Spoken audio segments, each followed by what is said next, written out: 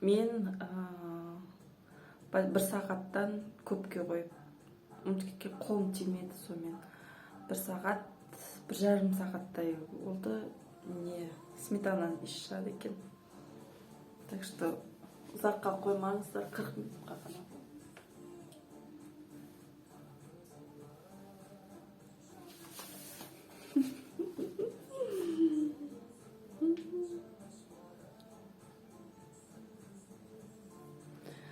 Выпрямительмен пайдаланбаймын, выпрямитель фенмен ғана кептірдім, болды. Өзі осындай тарап әдемілеп кептірсем, осындай болып түп-түзу болып тұрады.